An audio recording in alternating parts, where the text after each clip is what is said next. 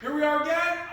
Randy Matthews is unconscious. Actually, no, he's fine. He's fine. Don't worry about him. I didn't touch him at all. And for the sake of this, I don't want to bump him. I just want to get into what we're doing next. Elbow drops. And everybody says, well, I see elbow drops all the time. Yeah, you do. Off the top rope. I see more top rope elbow drops than I see regular elbow drops. Why?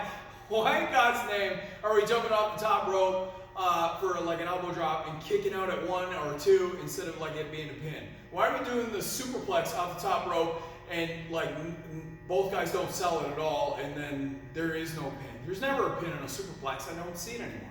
Ridiculous. This is ridiculous. You are working way too hard. You're making this business way too hard. It doesn't have to be that hard.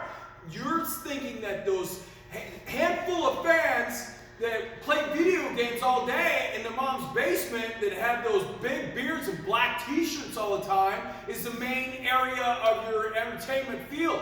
You think that they're supporting your thing. That's a small percentage, guys. We're trying to get to the masses. And when we're talking about masses, we're talking about simplicity. Simplicity works 9 times out of 10. 9 times out of 10. Just be solid. Everything's just got to look good. Today, we're going over elbow drop. Not off the top. We're just going to hit a good old-fashioned elbow drop. And what's great about an elbow drop is you look at the greats that ever did it, and tell me you don't think it's real. Stan Hansen, Greg Valentine, these guys would drop heavy, heavy arms on people. And they're solid, but they're safe. But they're brilliant. It's so well done. It's so well done. I don't know if it's hips now, or everybody's weird about hips, but you'll dive to the floor on 18 people, but you won't do an elbow drop? Okay. That's cool, I guess. What I'm going to do is I'm going to show you the basics of an elbow drop. So Randy Matthews is going to be my crash dummy today. He's going to see where you'll see Hammerlock Pure Wrestling right there. Nice brand, by the way. That's a good brand. That's a good t-shirt. And that's my target. That's going to be my target. The chest, so above the nipples and below the chin. That's my target. What I'm going to do is the flat, my tricep. That's the back of the arm of those that don't work out. That's the tricep. We want to hit him with the tricep. We want to hit him with all that meat and into the armpit. We want to keep that nice and tight.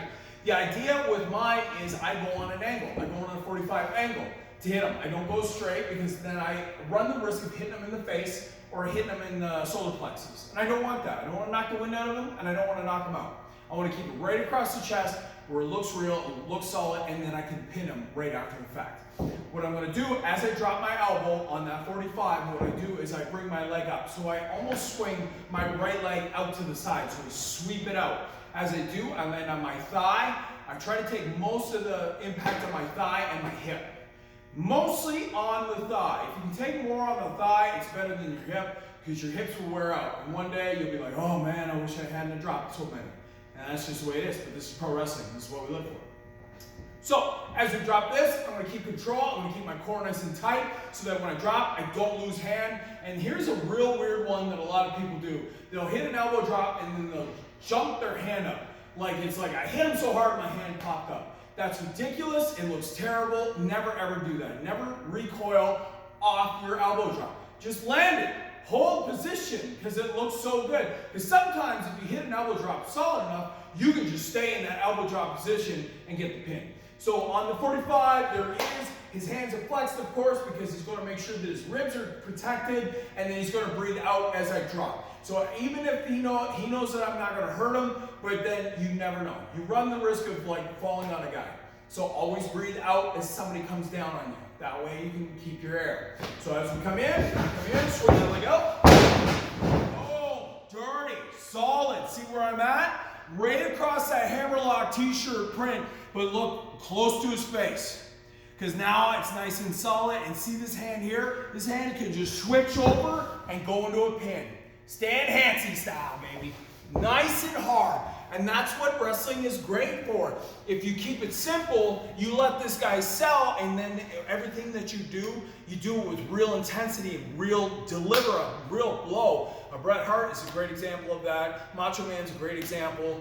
Ric Flair, Ricky Steamboat. The list goes on and on. Arn Anderson, Tully Blanchard. It doesn't matter. Harley Race. I can go on for days about legends in the sport that just simplify their stuff, but everything is so solid. It's all about basics. It's all about fundamentals. And why don't you come here and learn some fundamentals, learn your foundation. It will make you way, way better in the long run. Elbow drop. That's the end of this rant.